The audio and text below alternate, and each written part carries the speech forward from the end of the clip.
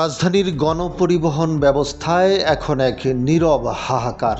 সপ্তাহের প্রথম কর্মদিবস রোববার ঘড়ির কাঁটায় বিকেল 5:30 বাজতেই শাহবাগ মোড়ে দেখা গেল মানুষের উপচে পড়া ভিড়। ঘরমুখো হাজারো মানুষের চোখে মুখে উৎকণ্ঠা, কারণ রাস্তার দিকে তাকালে দেখা যাচ্ছে কেবল ব্যক্তিগত গাড়ি আর মোটরসাইকেলের দাপট, সেখানে বাসের উপস্থিতি হাতে গোনা। যাও দু একটি বাস আসছে, তাতে তিল ধারণের জায়গা নেই। এক ভয়াবহ জ্বালানি সংকটের কবলে পড়ে ঢাকা এখন কার্যত বাস শূন্য হতে চলেছে। সড়কের মোড়ে মোড়ে বাসের অপেক্ষায় দাঁড়িয়ে থাকা মানুষের মিছিল এখন ঢাকার নিয়মিত চিত্র। শাহবাগ থেকে বাংলা মোটর, সবখানেই একই দৃশ্য। যাত্রী তাসলিমা স্বর্ণা ক্ষোভ প্রকাশ করে জানান, আগে যেখানে রাস্তার প্রতিটি মোড়ে বাসের সারি লেগে থাকতো, সেখানে এখন 10 থেকে 15 মিনিট অপেক্ষা করেও একটি বাসের দেখা মিলছে না। বাসে উঠতে না পেরে অনেকেই হতাশ হয়ে দাঁড়িয়ে থাকছেন, কিংবা অতিরিক্ত ভাড়া দিয়ে বিকল্প ব্যবস্থায় গন্তব্যে পৌঁছানোর চেষ্টা করছেন। বাস উধাও হওয়ার মূল কারণ তেলের পাম্পগুলোতে ডিজেলের তীব্র সংকট। বাস চালক বিল্লাল হোসেনের ভাষ্যমতে, প্রতিদিনের প্রয়োজনীয় তেল সংগ্রহ করতেই তাদের দিনের প্রায় 3 থেকে 4 ঘন্টা সময় নষ্ট হয়ে যাচ্ছে। দীর্ঘ লাইনে দাঁড়িয়ে থেকেও চাহিদা মতো তেল পাওয়া যাচ্ছে না। আগে যেখানে একটি বাস 3 থেকে 4টি ট্রিপ দিতে পারত, এখন তেল সংকটে তা 1 থেকে 2টিতে নেমে এসেছে। রাইদা এন্টারপ্রাইজের ব্যবস্থাপনা পরিচালক মকবুল হোসেন জানান, পাম্পগুলো এখন একসঙ্গে বেশি টাকার তেল দিতে চায় না।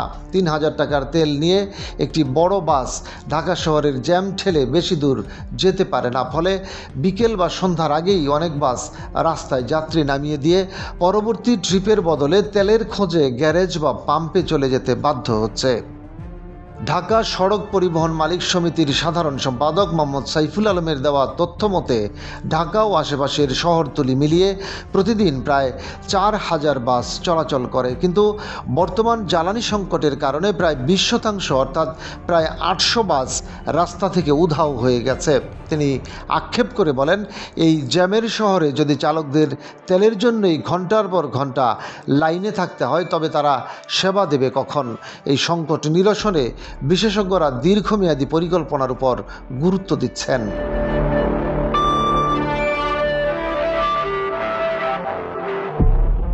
বুয়েটের অধ্যাপক ও যোগাযোগ বিশেষজ্ঞ মোহাম্মদ হাদিউজ্জামান বেশ কিছু প্রস্তাবনা দিয়েছেন।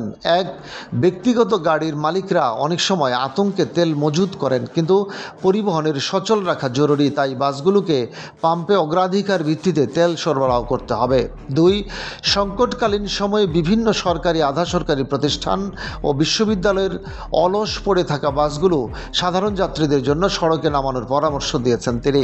3, ডিজেলের উপর নির্ভরশীলতা কমাতে ইলেকট্রিক বাসের বিকল্প নেই। 2030 সালের মধ্যে দেশের 30% যানবাহন বিদ্যুতায়নের সরকারি লক্ষ্যমাত্রা অর্জনে এখনই দক্ষ জনবল, বিশেষায়িত ওয়ার্কশপ এবং চার্জিং স্টেশন নির্মাণের মতো পূর্ণাঙ্গ ইকোসিস্টেম গড়ে তুলতে হবে। জ্বালানি সংকটের এই ধাক্কা সাধারণ মানুষের পকেট ও সময় দুটোর উপরই আঘাত হানছে।